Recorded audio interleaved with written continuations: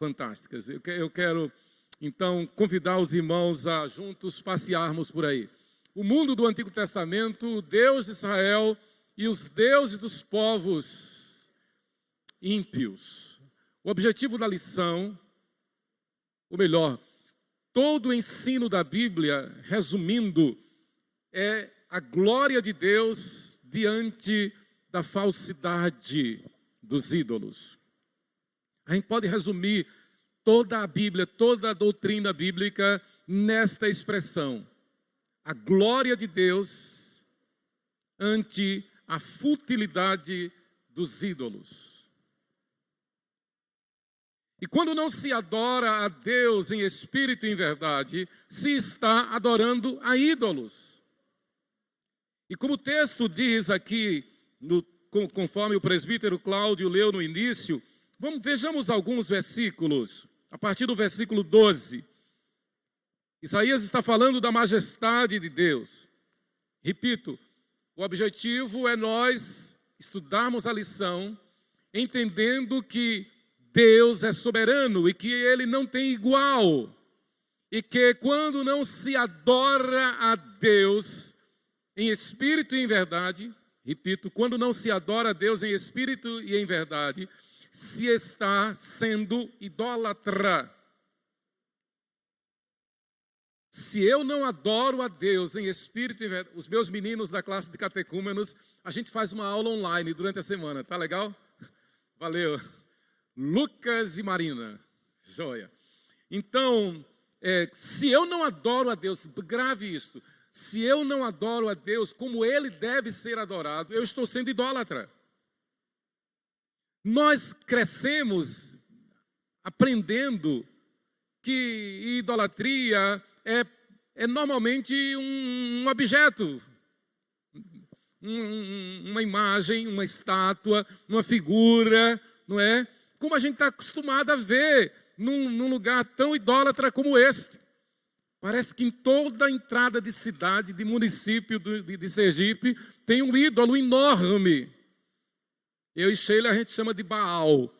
E eu e Sheila a gente tem um sonho. Fazer como Gideão fez lá no livro de Juízes. Ele foi de madrugada, arranjou uns bois e, na verdade, eram uns guinchos feitos de bois, né? E amarraram corda naquele ídolo e derrubaram aquele ídolo. E depois foram reclamar para o pai de Gideão que ele tinha derrubado aquele ídolo. E o pai de Gideão, categoricamente, olhou para aquele povo e disse: olha, ele não é um Deus, então ele que se levante. Se ele é Deus, como ele deixou ser derrubado? Uma boa resposta. Mas a gente vive cercado de ídolos. E a gente cresceu pensando que ídolo seja só isso. Mas não, ídolo é todo pensamento, é toda ideia, é toda atitude, é tudo aquilo que ofusca a grandiosidade de Deus na nossa vida. Então, por exemplo, se eu sei que devo ter minha hora devocional com Deus, e eu não tenho, e eu deixo de ter, eu estou sendo idólatra, porque eu coloquei alguma coisa diante da minha hora devocional. Pode ter sido o sono, pode ter sido a preguiça mesmo, né? Pode ter sido uma visita, pode ter sido o estudo, um momento de estudo, seja o que for, que eu coloque no lugar de Deus na minha vida, que roube, que tome a prioridade de Deus na minha vida, aquilo ali é um ato de idolatria. Então, versículo 12: quem na concha de sua mão mediu as águas e tomou a medida dos céus a palmos, quem recolheu na terça parte de um éfa o pó da terra, e pesou os montes em romana, em balança, e os outeiros em balanças de precisão. Balanças finas de precisão, coisa que a ciência só descobriu há pouco tempo. Então Deus está dizendo: eu pesei todo o universo em balanças de precisão. O que ele está dizendo é aquele, sabe quantos fios de cabelo tem na cabeça de todo mundo, quantos grãos de areia tem na praia, quantas estrelas tem no universo, quantas galáxias tem, ele sabe de tudo. E o Espírito Santo inspirou Isaías para escrever esse texto, para que Israel, nós, a igreja, o povo de Deus, aprenda a temer a Deus mais e mais. Quando nós dizemos que somos crentes, não é simplesmente porque vamos para o céu. E para o céu é uma consequência, as demais coisas serão acrescentadas. Não é absolutamente com medo do inferno, nada, somos mais que vencedores. Quando dizemos que somos crentes, não é porque pensamos que somos melhores do que os que não são, não, de jeito nenhum, pelo contrário. Somos os mais miseráveis dos pecadores, porque o Espírito Santo nos convence o tempo todo. E aquele que vive na impiedade não tem o Espírito Santo convencendo. Veja a diferença.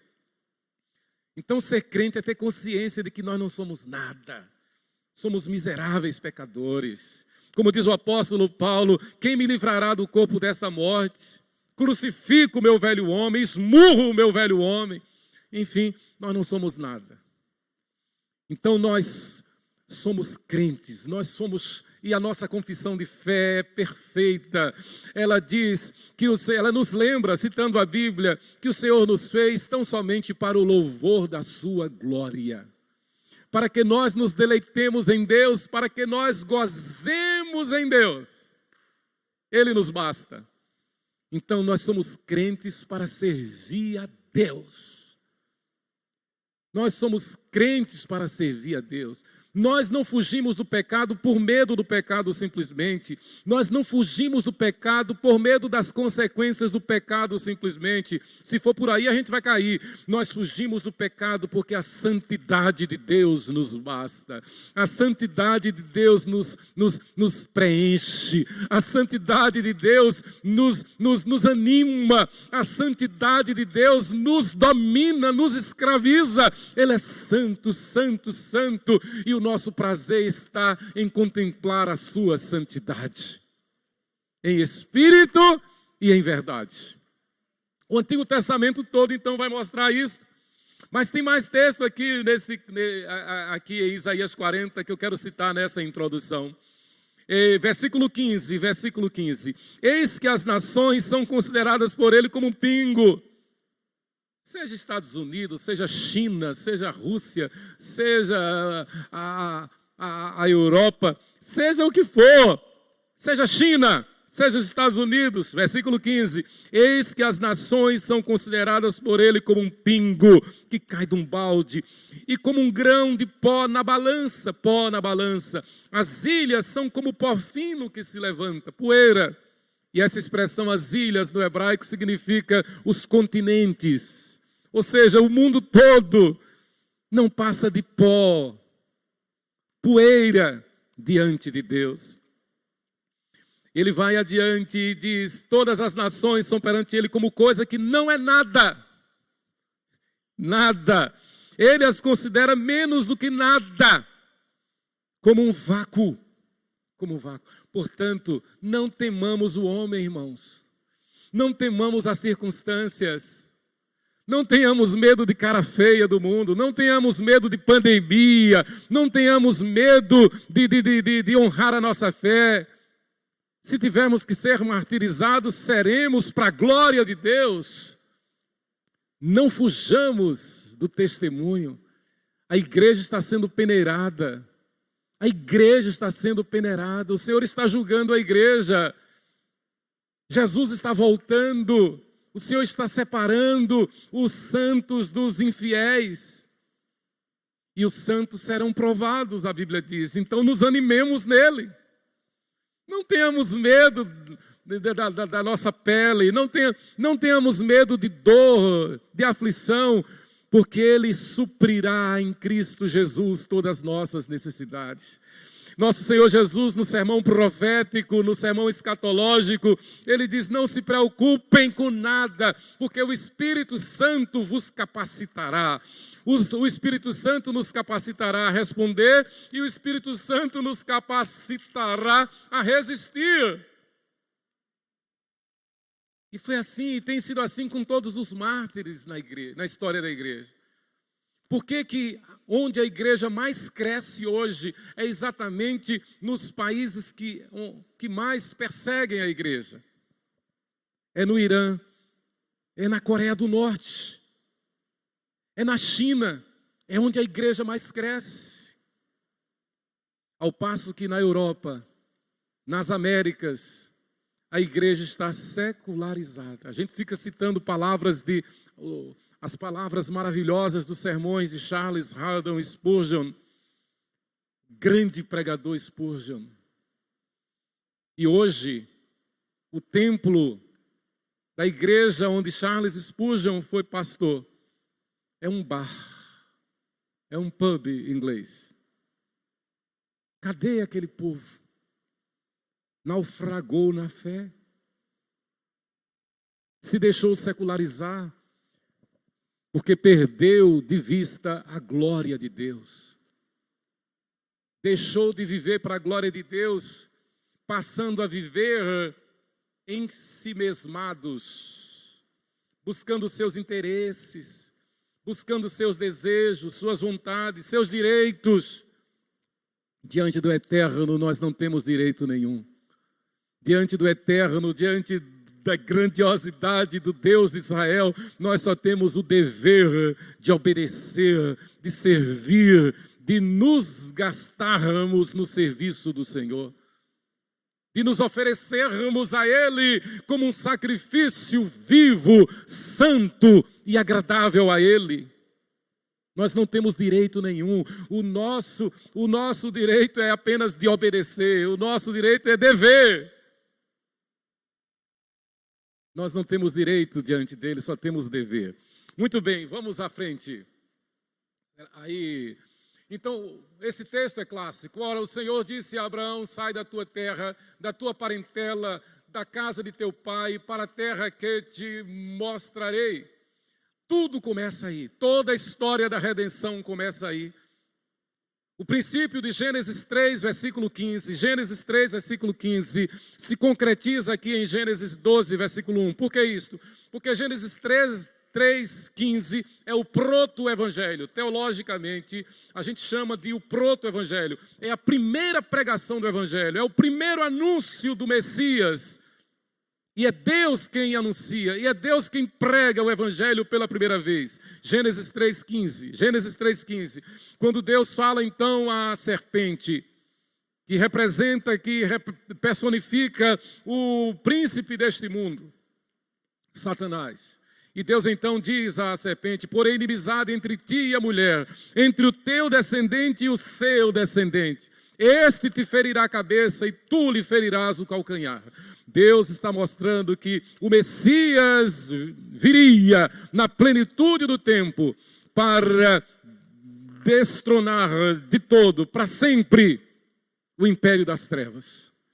Para libertar aqueles que foram rendidos ao domínio do príncipe deste mundo pelo pecado. Para fazer cumprir o que Paulo diz em Romanos 6:23. O salário do pecado é a morte, sim. Mas tem uma conjunção. O salário do pecado é a morte, mas o dom gratuito de Deus é a vida eterna em Cristo Jesus, nosso Senhor. E quando nós meditamos na grandiosidade de Deus, nós não podemos permitir que nada neste mundo possa ofuscar, possa enuviar, ofuscar a nossa esperança na glória eterna. Nós vivemos para o Senhor. Nós não sabemos quando iremos, talvez já, talvez mais tarde, não sabemos quando. A gente sabe da história de pregadores que no púlpito foram fulminados por um infarto e ali partiram para a glória celestial.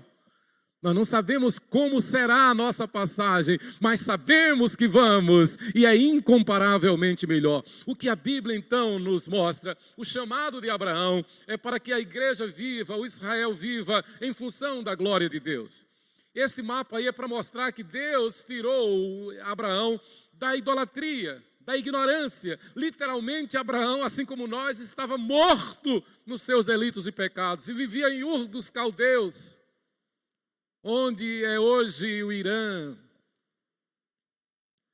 vivia ali no meio da idolatria, totalmente morto espiritualmente. Mas Deus chama Abraão, assim como Ele nos chamou. Ele disse: Rose venha, Levi venha, Esdras venha, Jô Santana venha, Nádia venha. Ele nos chamou. Anderson Clayton venha. Ele nos chamou para que nós estejamos na sua presença. Do jeito que Ele chamou Abraão, Ele nos chamou. Nós estávamos mortos nos delitos e pecados. Ele nos chamou não para que a gente continue vivendo o nosso bel prazer, não para que a gente continue vivendo deixa a vida me levar, a vida leva eu, não. Está repreendido isto. Ele nos chamou para que nós sejamos seus escravos. Façamos a sua vontade. Nos alegremos nele, sirvamos a ele com alegria. E digamos, como ele disse a Paulo: Paulo, a minha graça te basta. Então, para a gente dizer a ele: Senhor, a tua graça me basta. Então, aí Abraão vai lá para cima. Lá em cima nós tem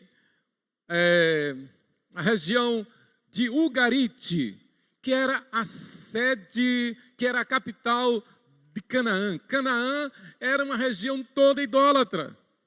Canaã era uma região totalmente anti-Deus, contrária a Deus. Deus tira Abraão de Ur, traz para Canaã, para que transforme Canaã numa terra onde mane leite e mel, na terra prometida, na terra que se tornou símbolo da Jerusalém celestial.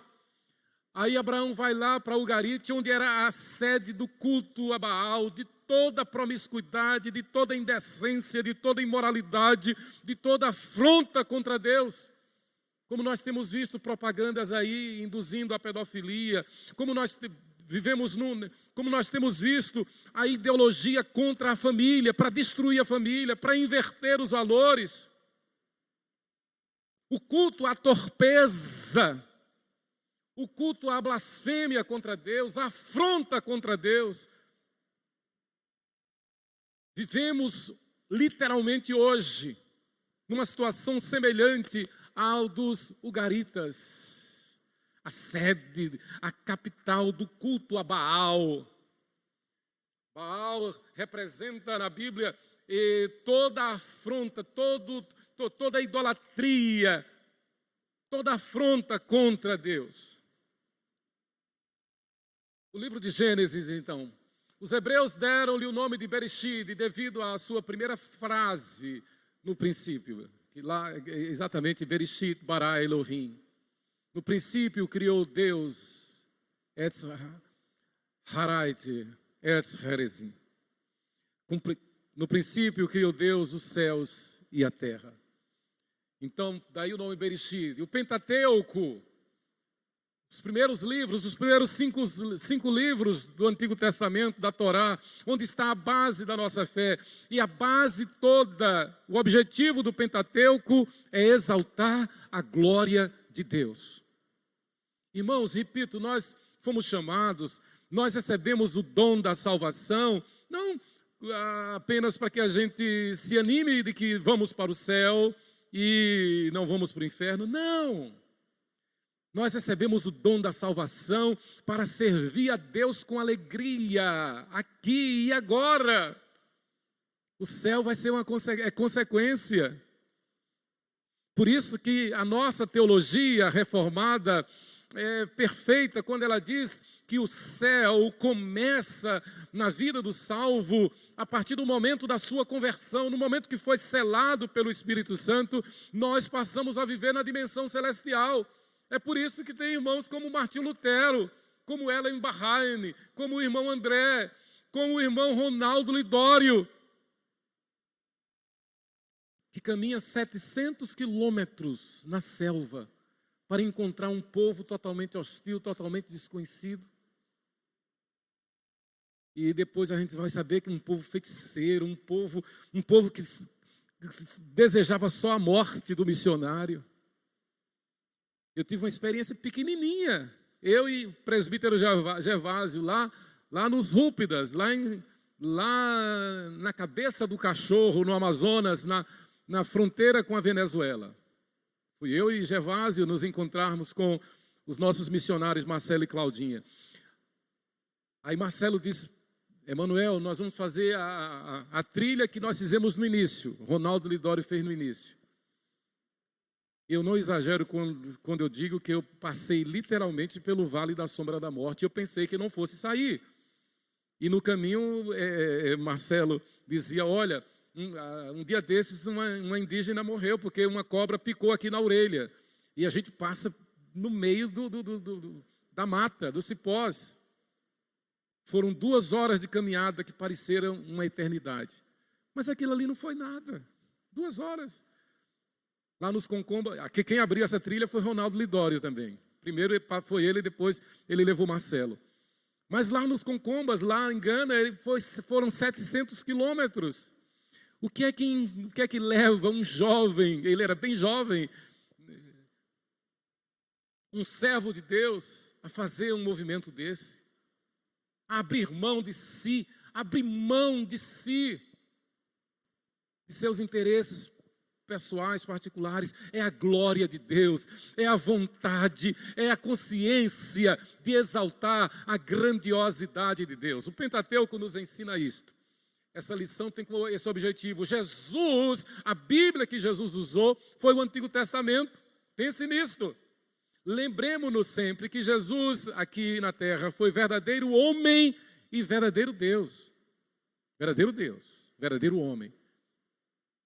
Como verdadeiro homem, ele sofreu todas as possíveis tentações que nós possamos sofrer. Ele sofreu tudo. Aquela tentação que ele sofreu do diabo, aquilo foi literal. Aqueles desejos, aqueles sentimentos, ele sofreu como homem, como nós somos tentados também. Mas ele resistiu como Deus. E ele nos deu o Espírito Santo. E o Espírito Santo habita em nós para nos dar resistência contra as astutas ciladas do diabo. Então, Jesus viveu o Antigo Testamento, ensinou o Antigo Testamento. Então Deus forma um povo santo, o objetivo é este. Um povo separado, um povo monoteísta, um povo fiel, um povo arrependido. São características da igreja, características de Israel. Nós somos separados para Deus. Seja qual for a profissão que tenhamos, seja qual for a atividade que tenhamos, aquilo ali é acessório. O objetivo principal da minha vida é que eu fui separado para Deus. É que eu fui chamado para viver uma vida monoteísta, adorando a Deus somente a Deus, não ao meu corpo, não ao meu filho, não às minhas filhas, não à minha casa, não à minha profissão, não a mim, não ao dinheiro, não a nada neste mundo.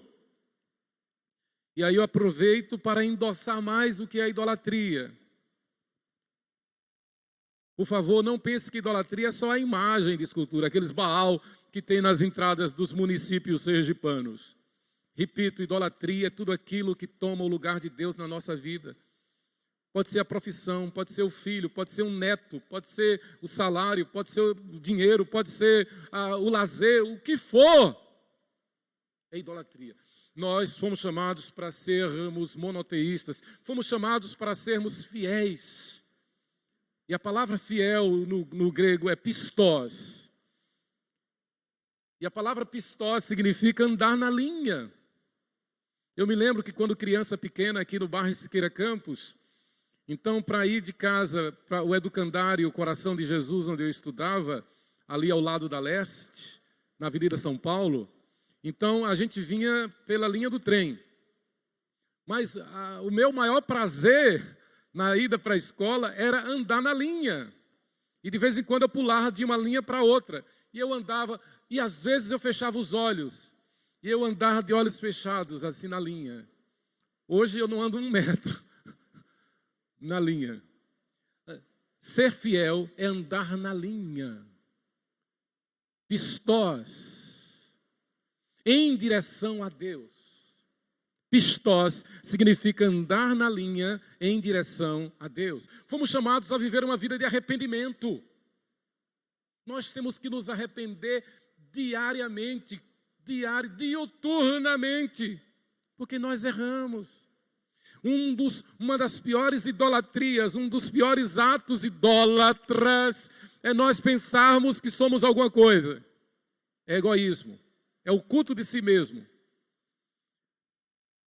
Um dos piores atos idólatras é quando nós pensamos que somos alguma coisa. O Antigo Testamento todo, ele nos foi dado para nos humilhar, para ouvir Deus dizendo, você não passa do vácuo.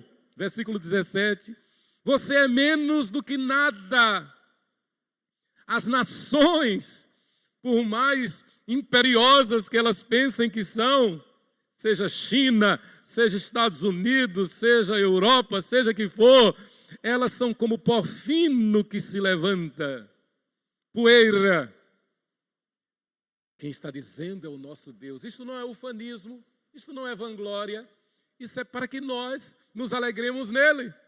Isso é para que nós sejamos fiéis e amemos a sua igreja. E amemos a igreja, porque a igreja é o reino de Deus aqui na terra. A igreja é o corpo vivo de Cristo. A cabeça da igreja não é Calvino, não é Lutero, não é Westminster. A cabeça da igreja não é Paulo, não é Pedro. A cabeça da igreja é Jesus Cristo, ontem e hoje e sempre. Deus eterno. Ele é quem manda na igreja. Ele é quem governa a igreja. Ele é quem nos anima. Ele é quem nos encoraja. Se tiver que perecer, pereci. Se tiver que enfrentar os demônios como telhas nos telhados, enfrentarei. Porque maior é aquele que está em mim do que o que está no mundo. Eu vivo não para me agradar. Eu vivo não para me agradar. Eu vivo para agradar a Deus. As demais coisas serão acrescentadas. O Antigo Testamento vai mostrar isso. Por isso que eu comecei com o chamado de Abraão. Porque Deus chamou Abrão para ser símbolo, tipo de cada um de nós. Pense nisso. Do jeito que Deus chamou Abrão, chamou Célia, Regina, chamou Isabel, chamou Roosevelt, chamou Oscar, chamou Paulo Alexandrino, chamou a mim, chamou a você. Nós somos os Abraãozinhos. Estávamos lá na idolatria, mortos. Mas ele nos chamou, nos levou para Ugarite, isso é interessante, a lição mostra isso, nos levou para a capital da idolatria, a capital dos cananeus, e fez Abraão descer até a região de Belém, de Jerusalém, para dizer, você é meu, você simboliza o meu povo, o meu Israel, a minha igreja. Por isso que eu gosto de referir-me à igreja como Israel. Porque Israel significa aqueles que lutaram com Deus e venceram. A igreja é o Israel de Deus. Efésios capítulo 3, e é um dos versículos meus preferidos. Efésios 3, versículo 10.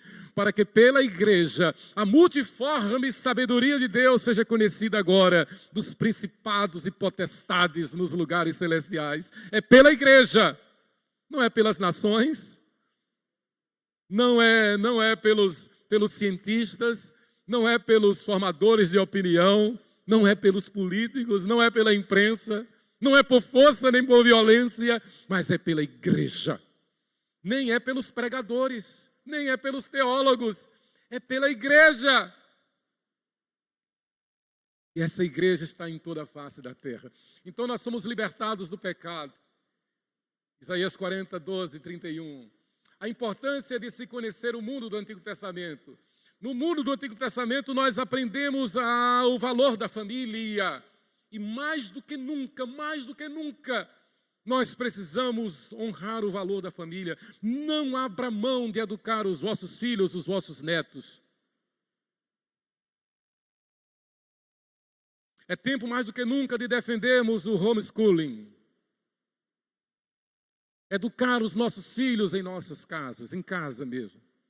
Sermos seus professores, darmos-lhes as aulas e confrontarmos o que é ensinado na sala de aula e confrontarmos a proposta das salas de aula.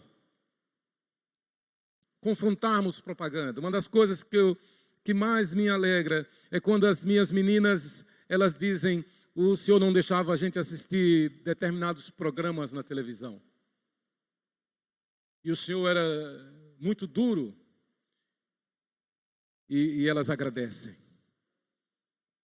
Não tinha a bobagem de ficar assistindo desenho animado, coisas de televisão, programas asquerosos.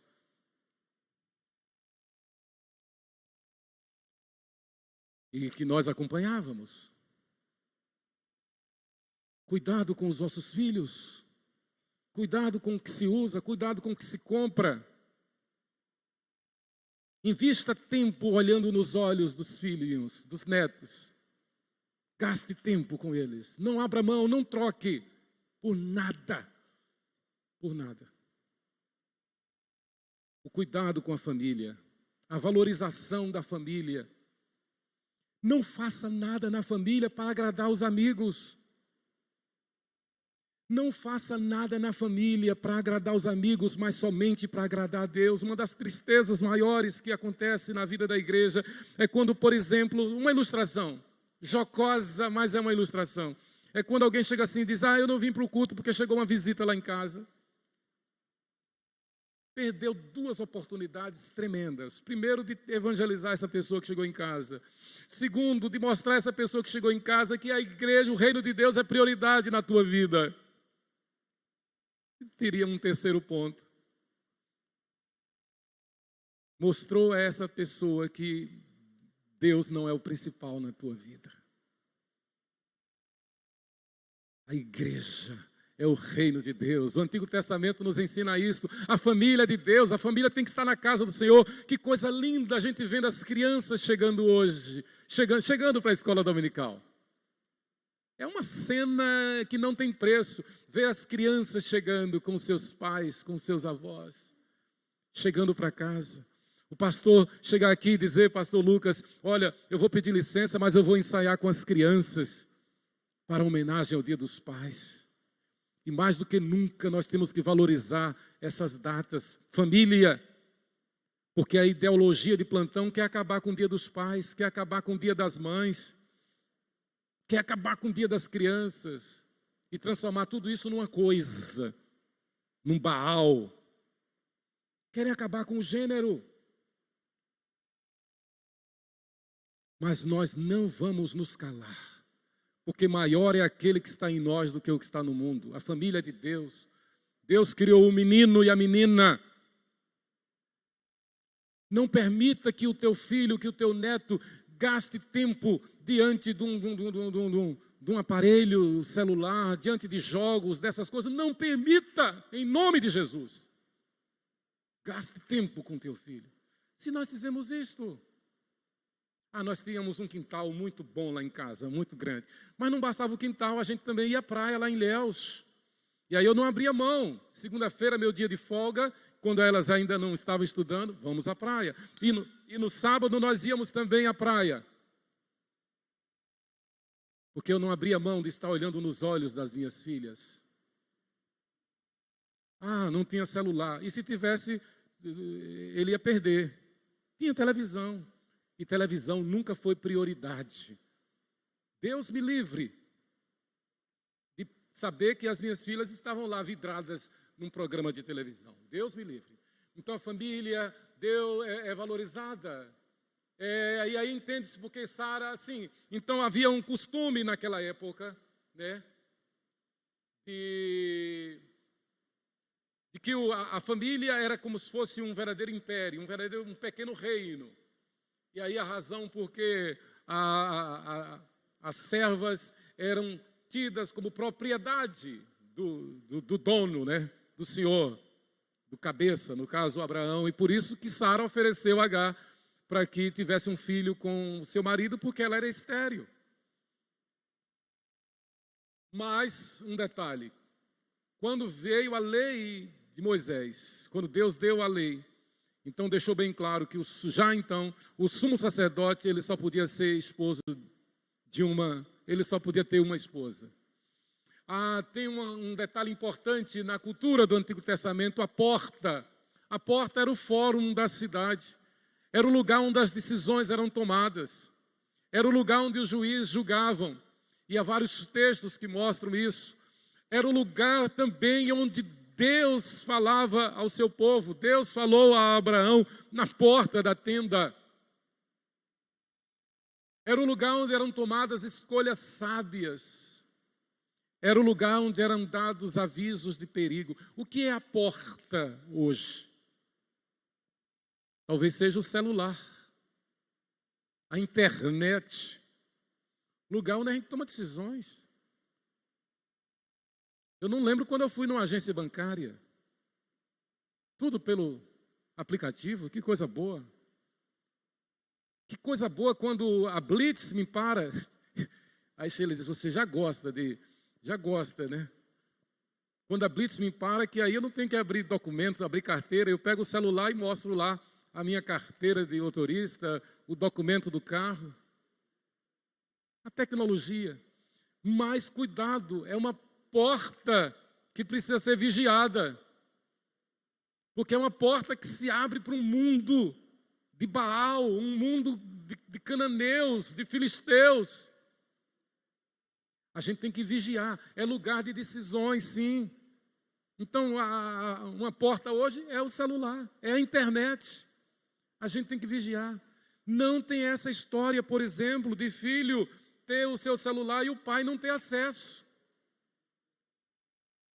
Filho ter senha no celular e o pai não ter acesso. Não tem essa história, não. É jogo aberto. É transparência. Na casa, na família cristã, na família de Israel. A porta também era lugar de aviso de perigo. Eu gostaria de ler esses dois textos. Eu peço a alguém, por favor, abra aí em Provérbios 5:8. Um varão, abra Provérbios 5:8, fique de pé e leia. E uma irmã, uma varoa, abra Isaías 26, versículo 20, e leiam esses textos. Um homem leia Provérbios 5:8 e uma mulher leia Isaías 26, 20. Quem abriu pode ficar de pé e fazer a leitura, por favor. Presbítero Almir.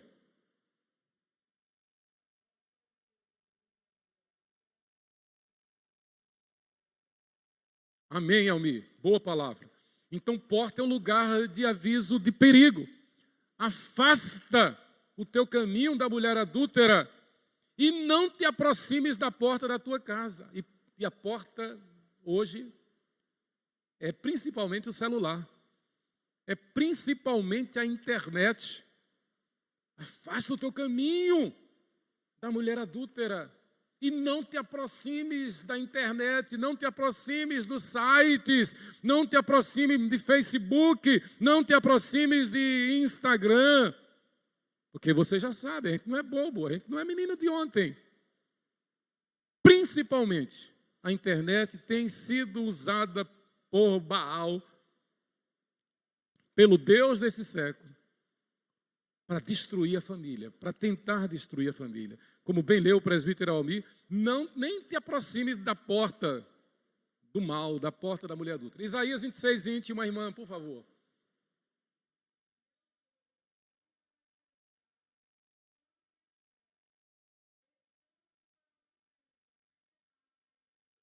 Amém, amém. Vá para casa, fecha a porta. Fecha a porta contra o mundanismo, fecha a porta contra o sensualismo, fecha a porta contra a vaidade. E como é que termina, Rita, a última expressão? Até que passe a ira de Deus. É esse tempo que nós estamos sendo provados, até que cheguemos em Canaã celestial, até que o Senhor venha nos buscar. Então fechemos a porta.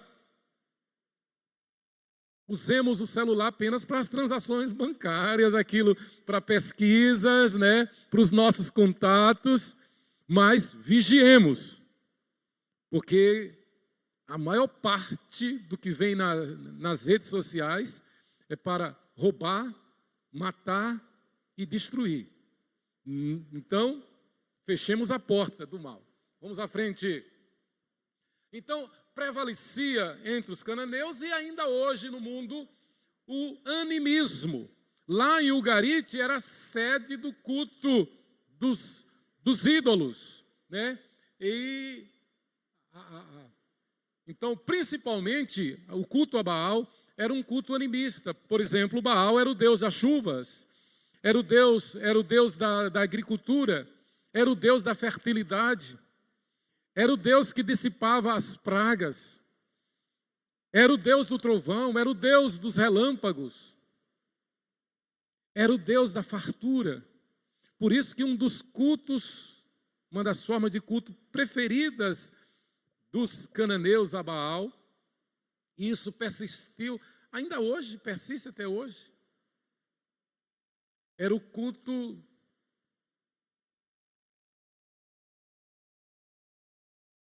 à sensualidade.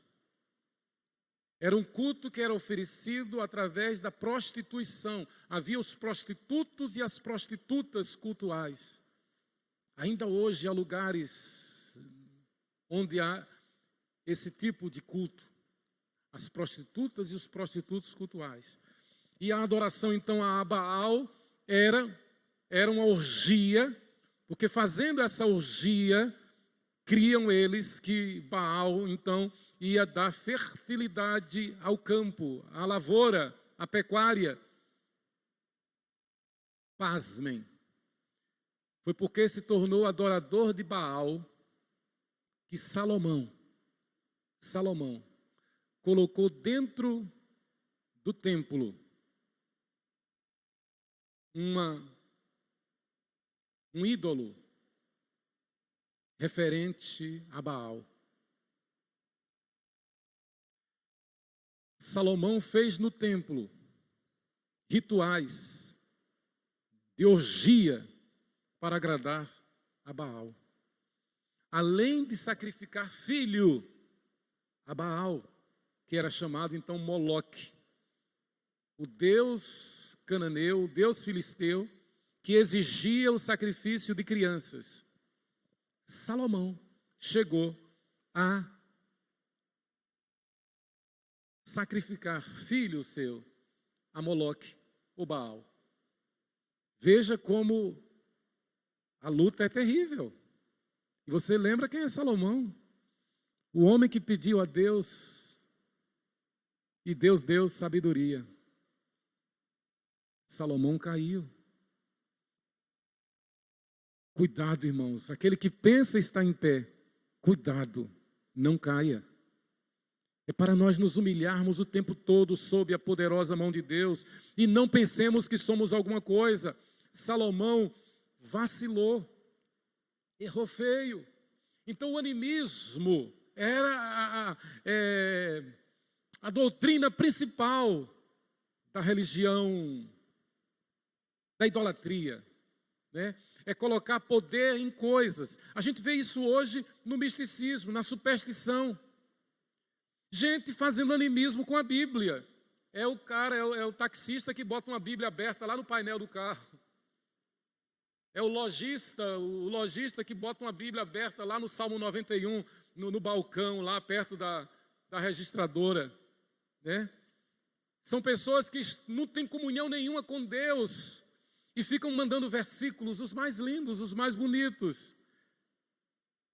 Não tem comunhão nenhuma com Deus, mas quer a bênção da oração. E fica mandando mãozinha para todo mundo e trocando mãozinhas para lá, dizendo que está orando. Não tem comunhão. A Bíblia diz que a oração do ímpio é abominação contra Deus. Então as pessoas estão se tornando idólatras, animistas.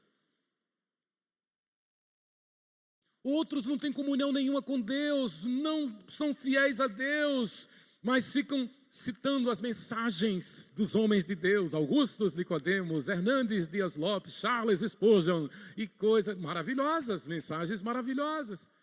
Mas e daí? E você, como é que está a tua vida com Deus? Não basta citar os profetas, os pregadores, é preciso viver. Jesus não exaltou o Antigo Testamento, Jesus ensinou o Antigo Testamento para a glória de Deus, para que o povo, para que os discípulos aprendessem a viver na absoluta dependência de Deus. Vamos à frente. Então a religião do mundo antigo, que é o tema aqui, era o baalismo principalmente. Baal representava a principal entidade religiosa entre os cananeus e no mundo. Na verdade, Baal é a representação de Satanás. E Satanás literalmente significa adversário. É aquele que o tempo todo se levanta contra Deus e contra o que se chama de Deus. Então ele se levanta contra Deus, se levanta contra a igreja, se levanta contra a família, se levanta contra a infância, contra as crianças. Ele é o adversário. O outro nome que a Bíblia dá a ele é diabolos. Diabo no português, diabolos no grego, que significa aquele que se transveste, literalmente. Aquele que se transveste. Qualquer semelhança não é mera coincidência. É a Bíblia.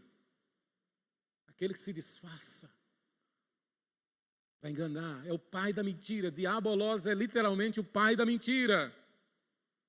Aquele que está aí para roubar, matar e destruir. E antes que a gente entre aqui, ele já está aqui. Ele está em todo lugar para perverter.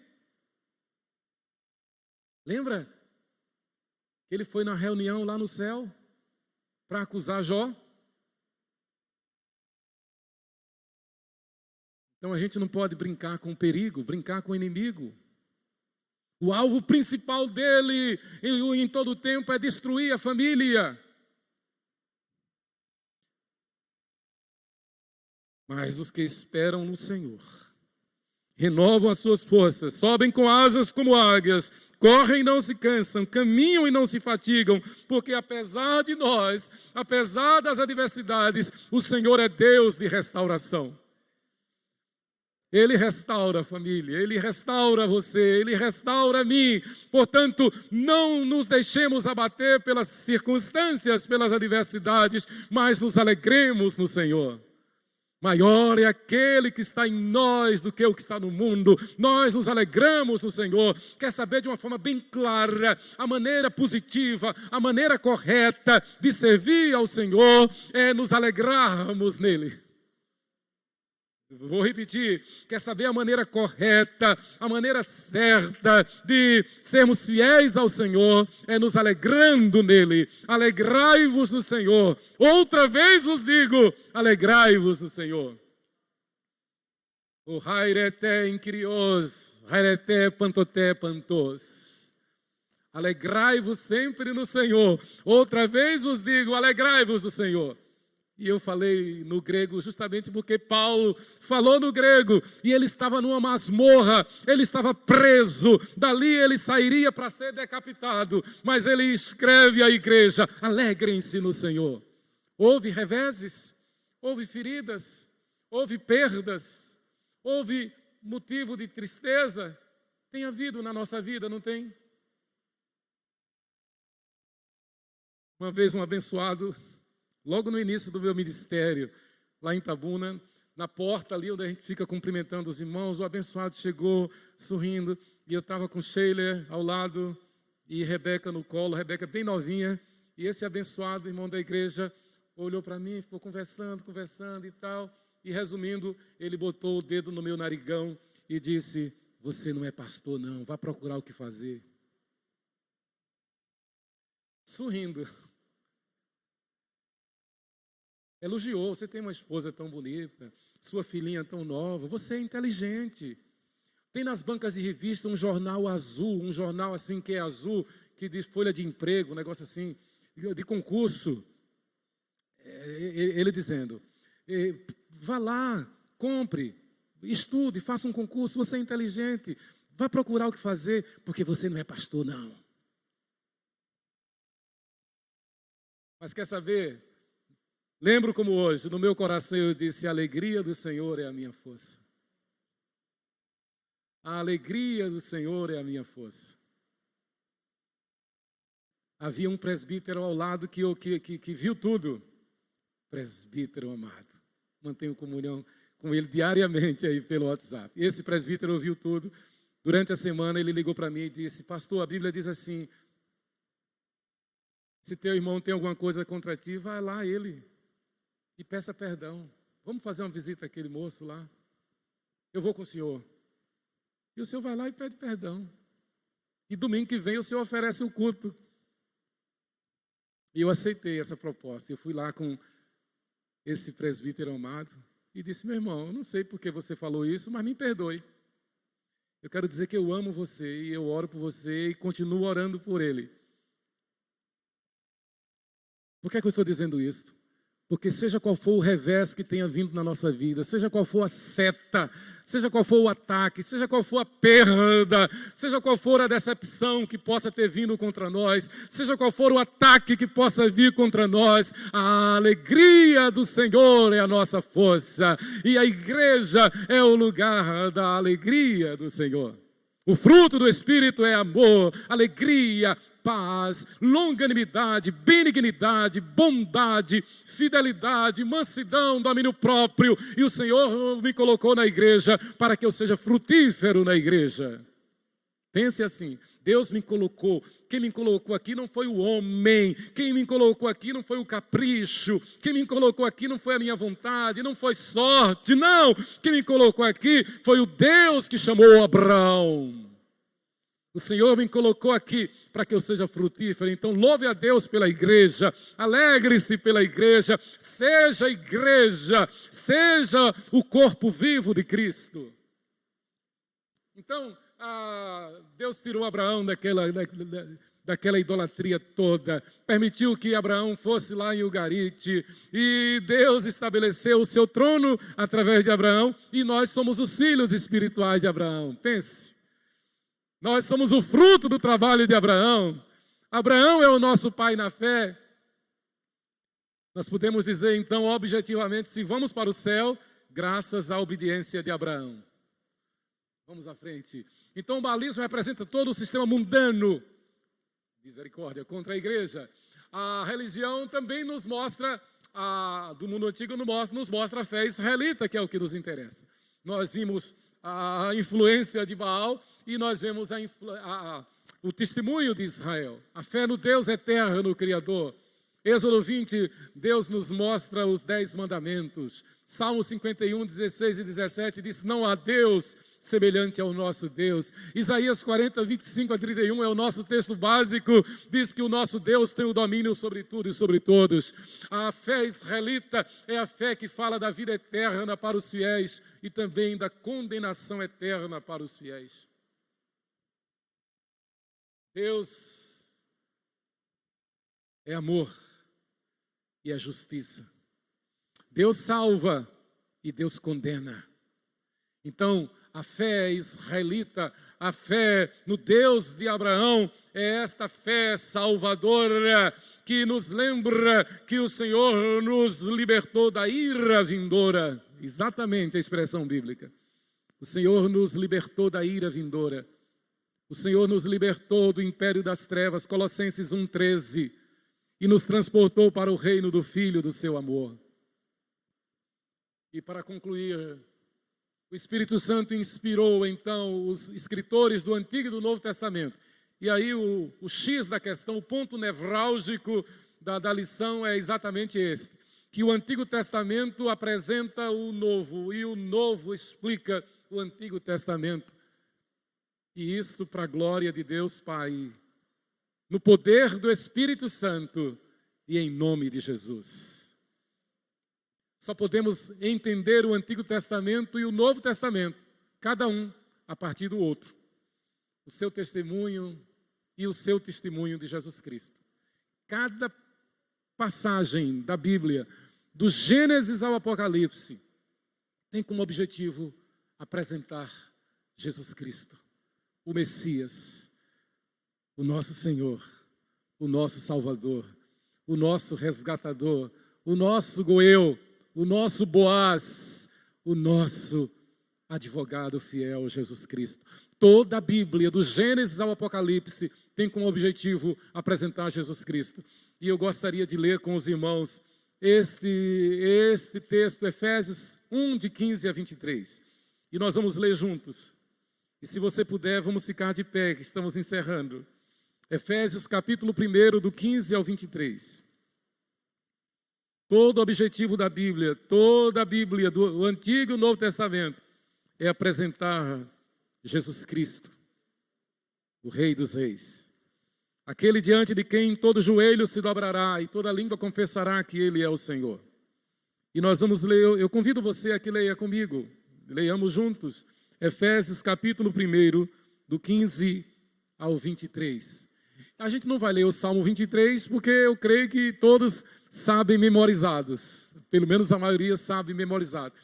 Mas Efésios 1, de 15 a 23, é a prática do Salmo 23. É a concretização. A bênção do Salmo 23 não é para nós, não é para que nós descansemos no fato de que o Senhor é o nosso pastor, nada nos faltará. É o contrário. A bênção do Salmo 23 é para que a gente aprenda que a glória é do bom pastor. A glória dele, e o nosso papel é descansar nele. Haja o que houver, aconteça o que for, na alegria ou na tristeza, na saúde ou na doença, na riqueza ou na pobreza, o Senhor é o meu pastor, nada me faltará. Ele está no controle. Vamos ler juntos, Efésios 1, do 15 ao 23. Está aí na tela, eu acho que facilita. Vamos lá.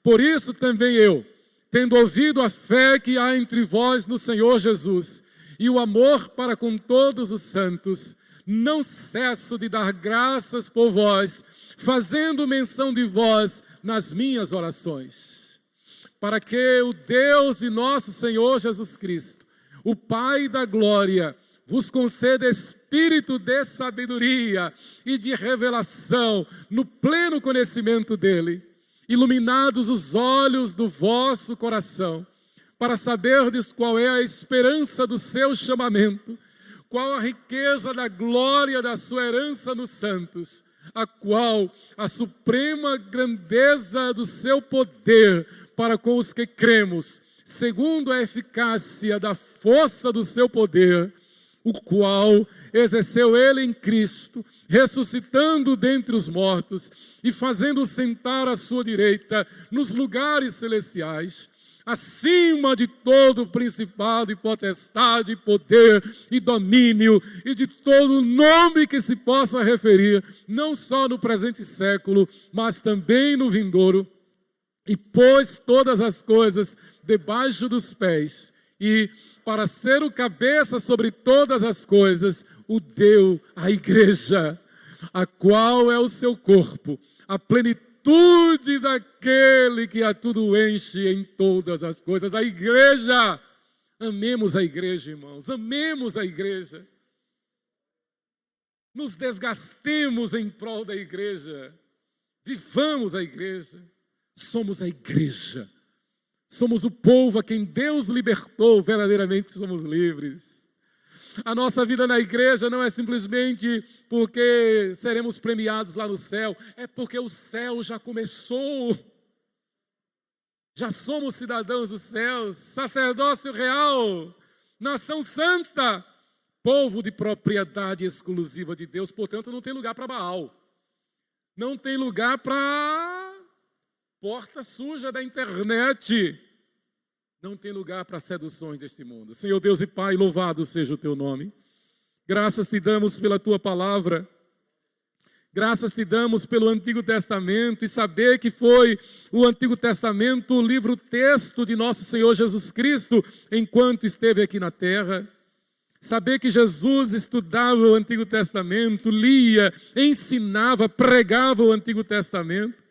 Saber que o Antigo Testamento nos revela o Novo Testamento e que o Novo Testamento nos faz entender o sentido do Antigo Testamento. Graças te damos, Pai, porque do Gênesis ao Apocalipse, o Senhor nos exorta, o Senhor nos ensina a viver na total obediência ao teu senhorio, a resistir ao mal, a rejeitar tudo que é idolatria e vivermos na total dependência do Senhor. Ó Deus, graças te damos, porque aprendemos mais uma vez a importância da igreja, o teu Israel, o teu povo, a tua igreja que já vive na dimensão do céu e que aguarda com esperança, com fé e com amor, o grande e glorioso dia quando o Senhor virá nos buscar. Ó Deus, graças te damos por esta escola, por esse estudo, por cada irmão, por cada irmã. Graças te damos, Pai. Leva-nos em paz aos nossos lares, traz-nos logo mais às 18 horas para o culto que te devemos e dá-nos a tua bênção no nome de Jesus. Que a graça de nosso Senhor e Salvador Jesus Cristo, que o amor de Deus, o nosso eterno e bondoso Pai, que a comunhão e as consolações e o poder do Espírito Santo sejam sobre vós, irmãos, e sobre todo Israel, sobre toda a igreja aqui e em toda a face da terra, hoje e para todo sempre. Amém. Deus nos guarde pelo seu poder. Amém.